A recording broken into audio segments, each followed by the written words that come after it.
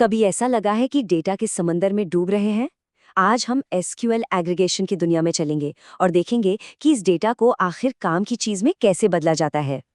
सोचिए, एक डेटाबेस है, उसमें हजारों लाखों भी हो सकती हैं, बहुत सारी पंक्तियां हैं। पर इस सब का मतलब क्या है? यही तो सबसे बड़ी समस्या है ना। इतना सारा डेटा, लेकिन कोई साफ साफ जवाब नहीं मिलता। लेकिन फिक्र की कोई बात नहीं, इसका एक समाधान है। इसे कहते हैं डेटा एग्रीगेशन। इसको ऐसे समझिए कि ये डेटा को समराइज करने यानी उसका सार निकालने की एक कला है, इंफॉर्मेशन ओवरलोड से बचने का एक जरिया। तो आखिर ये एग्रीगेशन है क्या? अगर आसान शब्दों में समझे, सिंपल है। बहुत सारी डेटा पंक्तियों को लेना, उन पर एक फंक्शन लगाना और बस एक सिंगल समरी वैल्यू निकाल लेना। चलिए, इसको बिल्कुल एक बच्चे की तरह सोचते हैं। मान लीजिए एक क्लास है। अब हर एक स्टूडेंट का नाम बताने के बजाय बस एक लाइन में बता दिया कि क्लास में कुल कितने बच्चे हैं। बस यही है एग्रीगेशन, सिंपल। ठीक है, तो अब जब कॉन्सेप्ट समझ आ गया है, तो चलिए इसके प्रैक्टिकल साइड पर चलते हैं। एसक्यूएल में 5 कोर फंक्शंस हैं जो इस पूरे डेटा समराइजेशन के खेल की नींव हैं। सबसे पहला और सबसे आम है काउंट। जैसा कि नाम से ही साफ है, ये बस गिनती करता है। जैसे सिंपल सी एसक्यूएल क्वेरी में दिख रहा है, ये बस पंक्तियों को गिन देगा। इसको याद रखने का सबसे आसान तरीका क्या है? काउंट का मतलब है कितने, बस इतना ही। इससे आसान कुछ नहीं। लेकिन रुकिए, पिक्चर अभी बाकी है। सिर्फ काउंट नहीं है, सम है जो सारी वैल्यूज को जोड़ देता है। एवीजी है यानी एवरेज, मिन है जो सबसे छोटी वैल्यू ढूंढता है, और बिल्कुल इसका उल्टा मैक्स है जो सबसे बड़ी वैल्यू निकालता है। अब आती है असली चीज। असली पावर आती है ग्रुप बाय क्लॉज से। सही में ये एग्रीगेशन का दिल है। यही वो चीज है जो सिंपल समरी को पावरफुल एनालिसिस बना देती है। ग्रुप बाय का मकसद क्या है?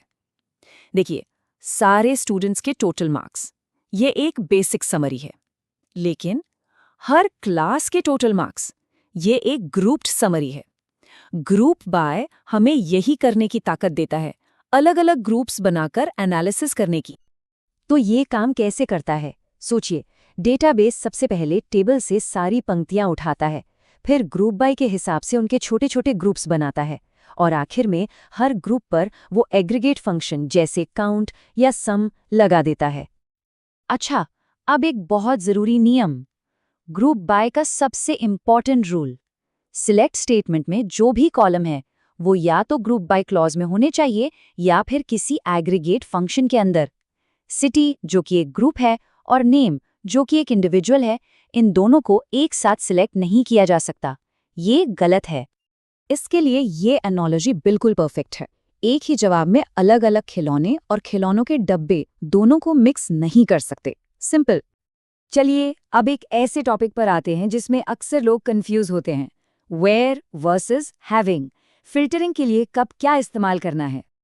ठीक है, हमने ग्रुप्स तो बना लिए, पर अब इन ग्रुप्स को फिल्टर कैसे करें? यहाँ पर वेयर और हैविंग के बीच का फर्क समझना बहुत जरूरी हो जाता है। ये टेबल देखिए, इससे सब साफ हो जाएगा। वेयर ग्रुप बनाने से पहले इंडिविजुअल पंक्तियों को फिल्टर करता है, जबकि हैविंग ग्रुप बनाने के बाद पूरे के पूरे ग्रुप को फिल्टर करता है। और सबसे बड़ा फर्क, हैविंग के साथ एग्रीगेट फंक्शंस यूज कर सकते हैं, वेयर के साथ नहीं।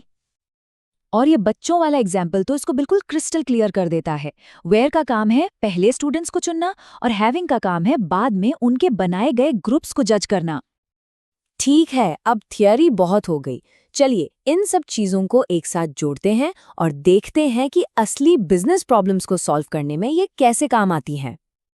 आगे बढ़ने से पहले एक छोटा सा रिमाइंडर, एसक्यूएल क्वेरी लिखने का ऑर्डर अलग होता है और उसके चलने का यानी एग्जीक्यूशन का ऑर्डर अलग। और ये एग्जीक्यूशन ऑर्डर याद रखना बहुत जरूरी है।